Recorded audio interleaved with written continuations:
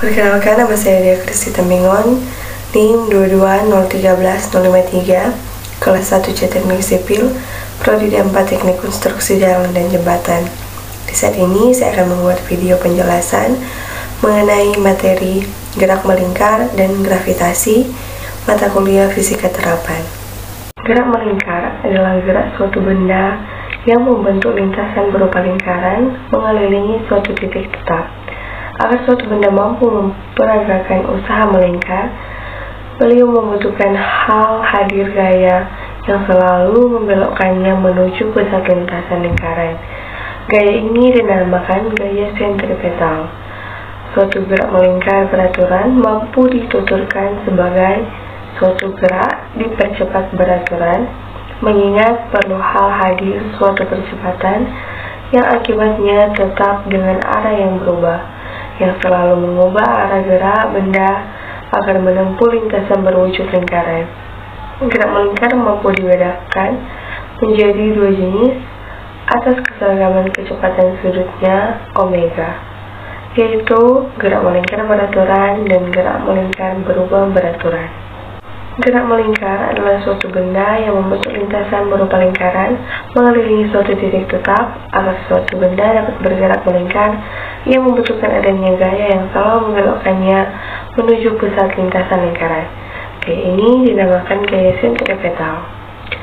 Gerak melingkar merupakan contoh sederhana lain dari suatu tempat di mana peletakan suatu kerangka acuan padanya akan menyebabkan kerangka acuan menjadi non-inersia.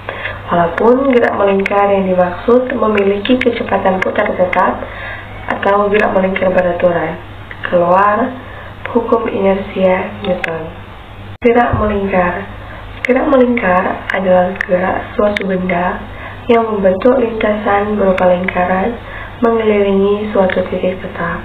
Agar suatu benda dapat bergerak melingkar, ia membutuhkan adanya gaya yang selalu membelokkannya menuju pusat lintasan lingkaran. Gerak melingkar dibedakan menjadi dua, yaitu gerak melingkar beraturan atau GMB dan gerak melingkar berubah beraturan atau GMBB. Besaran-besaran dalam gerak melingkar. Yang pertama ada periode. Periode adalah waktu yang diperlukan untuk satu kali putaran peduli. 2. Frekuensi adalah banyaknya putaran dalam satu detik. Hubungan F dengan T, di mana F satuannya Hertz dan T satuannya sekon. 3. Kelajuan linier adalah hasil bagi panjang lintasan dengan selang waktu. Dan 4. Kecepatan sudut, yaitu hasil bagi sudut yang ditempuh benda dengan selang waktu. Percepatan sentripetal. Percepatan sentripetal adalah percepatan yang selalu tegak lurus kecepatan liniernya dan mengarah ke pusat lingkaran. Percepatan terjadi karena kecepatan linier benda yang terus berubah-ubah. Gaya sentripetal yaitu gaya yang tegak kecepatan dan mengarah ke pusat lingkaran. Gerak melingkar beraturan atau GMBB. Gerak melingkar beraturan merupakan gerak benda yang menempuh lintasan lingkaran dengan laju linier yang tetap. Dalam hal ini bisa kecepatan atau laju tetap, sedangkan kecepatannya berubah, besar tetap, arah berubah.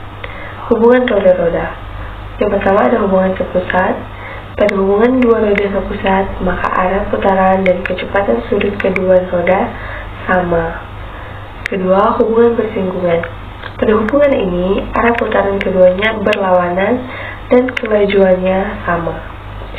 Ketiga, hubungan dua roda dengan tali. Hubungan dua roda dengan tali, maka arah putaran dan kelajuan linier sama.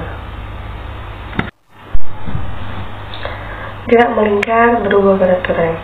Gerak melingkar berubah beraturan merupakan gerak benda yang menempuh lintasan lingkaran dengan laju linier yang berubah. Dalam hal ini, besar kecepatan atau laju berubah, sedangkan kecepatannya tetap. B. Gravitasi. Gravitasi adalah gaya tarik-menarik yang terjadi antara semua partikel yang mempunyai massa di alam semesta ini. Fisika modern mendeskripsikan gravitasi menggunakan teori relativitas umum dari Einstein, namun hukum gravitasi universal Newton yang lebih sederhana merupakan hampiran yang cukup akurat dalam kebanyakan kasus. Hukum gravitasi Newton. Gaya gravitasi dua benda merupakan gaya tarik-menarik yang besarnya berbanding lurus dengan hasil kali massa dan berbanding terbalik dengan kuadrat jarak antara keduanya.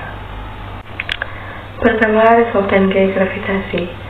Jika suatu benda dipengaruhi oleh dua buah gaya gravitasi atau lebih, maka resultan gaya gravitasi yang bekerja pada benda tersebut dihitung berdasarkan perjumlahan vektor. Kedua, kuat medan gravitasi. Kuat medan gravitasi adalah gaya gravitasi persatuan massa atau gaya gravitasi yang bekerja pada sebuah massa. Ketiga, potensial gravitasi. Potensial gravitasi adalah energi potensial gravitasi tiap satuan massa. Keempat, percepatan gravitasi. Besar percepatan gravitasi yang dialami semua benda di permukaan planet adalah sama. Sekian video penjelasan materi ini. Semoga dapat dimengerti dan dapat bermanfaat bagi siapa saja yang menonton video ini. Terima kasih.